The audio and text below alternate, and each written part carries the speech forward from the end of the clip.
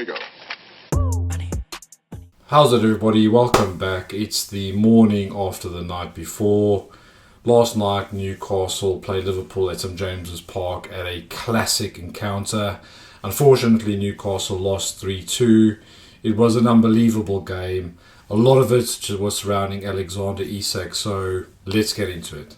The game was unbelievable. As promised, the war flags were out. Newcastle standing their ground with an amazing show of defiance. And that message was clearly pointed towards Alexander Isak. Nothing is achieved alone. We are a city, a whole population. We are Newcastle United. And then obviously on the halfway line there was the let's get into them sign, which Anthony Gordon took literally to Virgil van Dijk's right calf. So let's talk about the game a little bit. Newcastle were all over Liverpool from the first minute. Liverpool actually reverted to time-wasting tactics just to kill the game down. The first goal from Gravenberch was totally against the run of play. The ball through Guimaraes' legs, and then obviously, Nick Pope was absolutely rooted to the floor. He couldn't change direction quickly enough. It was right in the bottom corner, so 1-0 up to Liverpool.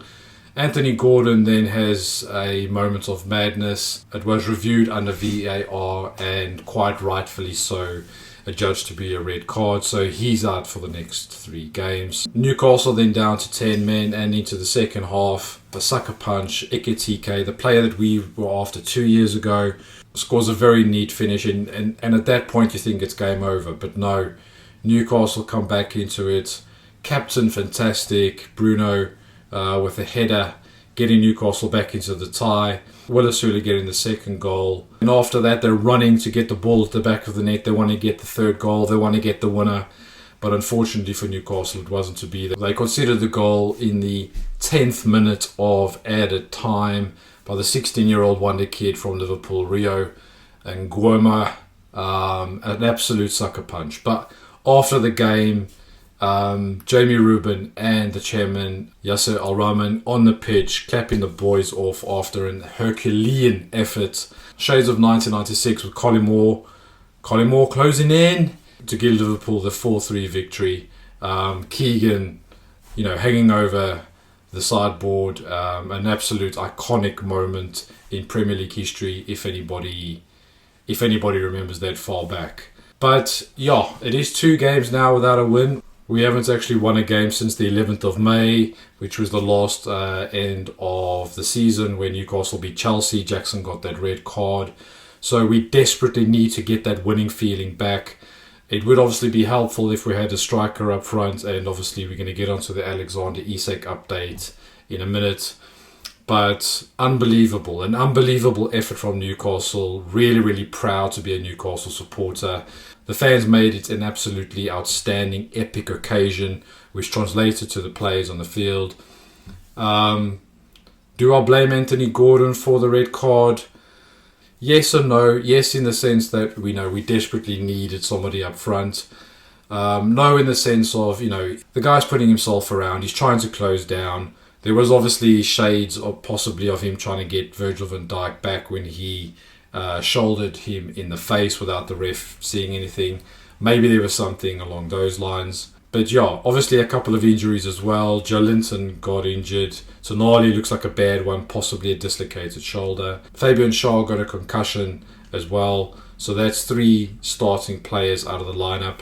But yeah, the new boys which came in, Ramsey and Chow, looked pretty solid when they came in, and obviously it looks like they're going to be playing for us against Leeds, which is the next game on Saturday afternoon.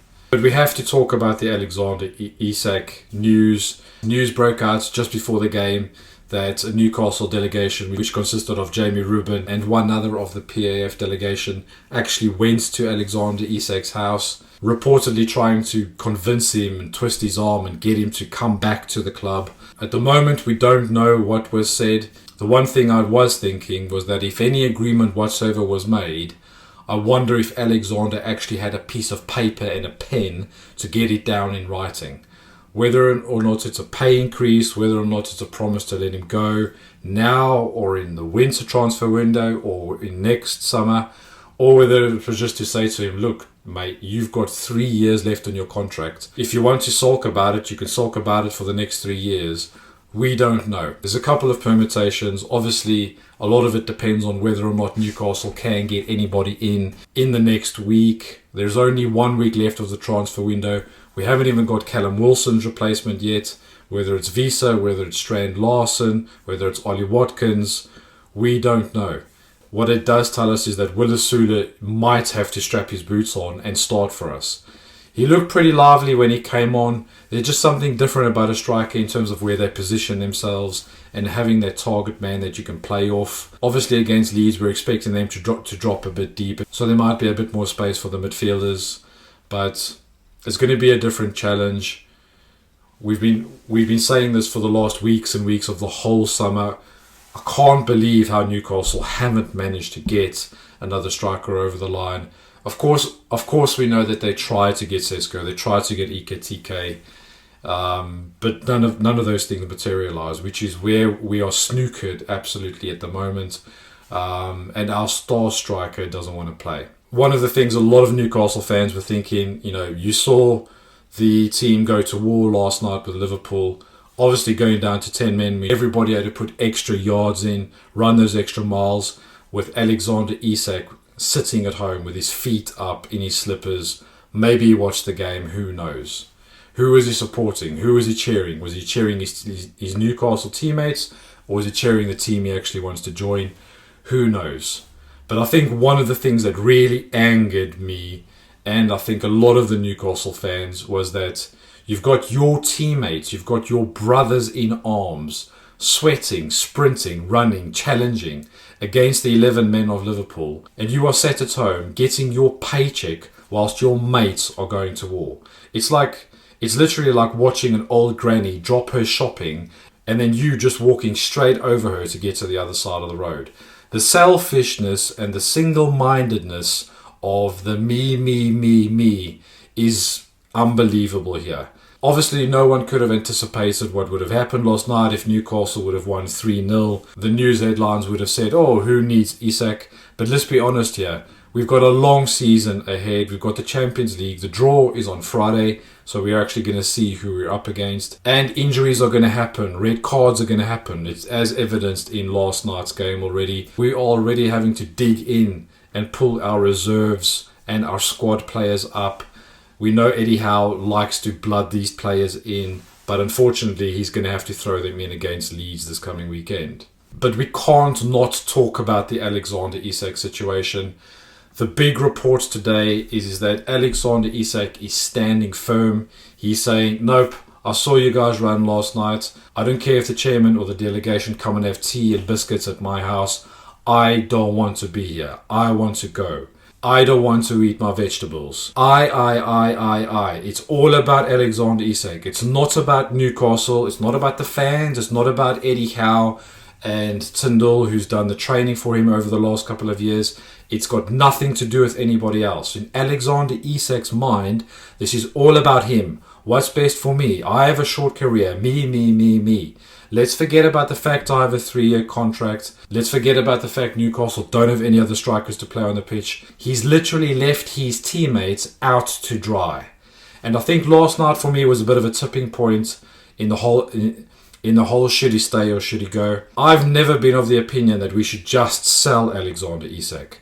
But I've changed my mind. To be able to watch your teammates suffer and run those miles and concede that goal in the dying embers of the game, and then to not actually pitch up for training the next morning to say, guys, do you know what? I'm really sorry about what happened. I do want to go, but in the next game, I'm there with you.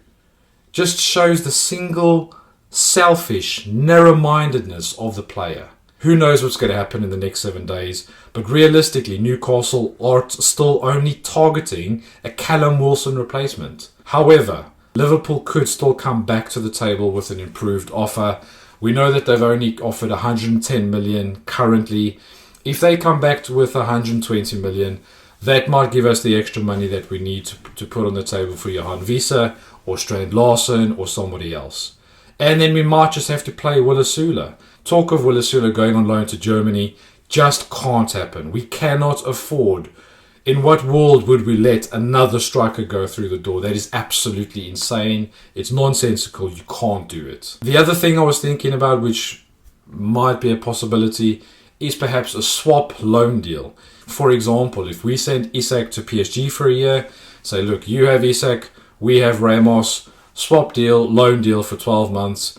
Isak is out the door. You get the stench out of the club. You get that misery absolutely out of the club. The guy does not want to go to war with us. He wants to sit at home with his arms folded and watch his teammates suffer against the Premier League champions. We don't want that. We want the guy out. If Liverpool don't come back, if we can't loan him out and get somebody back in, then honestly, the guy needs to sit at home and rot. PIF are not mugs. They will not be messed around. Money is not an issue for them. They will happily pay somebody 120 grand to keep their own pride intact. Personally, I don't mind that. I do not want to see Alexander Isak in a Liverpool shirt. Sell him for 80 million to Barcelona or PSG, absolutely fine. Go and get Visa, go and get Strand Larsen, absolutely fine. But do not sell that guy to Liverpool. Do not give him what he wants. We can't do that. It is non-negotiable. We cannot do that. The other option is obviously if the transfer window goes, Liverpool don't make an improved offer, we can't manage to loan him out anywhere else, then we're stuck with him. If he, for some other miracle, which it doesn't look like it's going to happen. Obviously, JB Rubin going to his house last night didn't make any difference whatsoever. He doubled down to say, I'm not going. He doubled down yesterday saying, I don't want to play for Newcastle. I want my move to Liverpool, like a little kid stamping their feet. It's an absolute disgrace. But we might end up being stuck with him. Maybe he says sorry. Maybe he realizes the error of his ways. And then let's see where that takes us. But I think that is very, very highly unlikely. I just want to end up on one small note as well. There's whispers doing the rounds that Amanda Staveley could come back. This is like sending the bat signal out saying we need help. I can't see that happening. If we see anything breaking that in the next couple of days, obviously I'll let you know. What do you guys think? Do you really, really want Isak back in the club after what happened last night? Can you see any chance of him reintegrating? Can we stomach actually sending him to Liverpool, even if we get £130 million? Before the game last night, Thierry Henry was saying he has to go. After the game, he's saying he thinks he might stay. This has been an absolute soap opera that no Newcastle fan has enjoyed. We just need to support our players on the pitch. We should be focusing on Bruno. If anyone needs a contract extension, if anybody needs a pay increase, we should be giving it to Bruno. That guy was unbelievable last night. He bleeds black and white. We shouldn't be focusing on this mug who sat at home watching his teammates play. We should be focusing on the boys who gave us a hell of a performance last night. Dan Burn, Fabian Schär, Jolinton, Bruno. Absolutely outstanding. Well done. We're all really proud of you. Keep that up. Go do exactly the same at Leeds and let's get the season underway. But as I said, let me know in the comments, what's your thoughts? Do you think we should just cash in? Can you stomach Isak going to Liverpool now after what happened last night? Or is there any way the guy can realise what a fantastic club he's actually at and actually reintegrate back into the team? So let me know. Please do give us a like and subscribe if you'd like to see more of this content coming, and don't forget,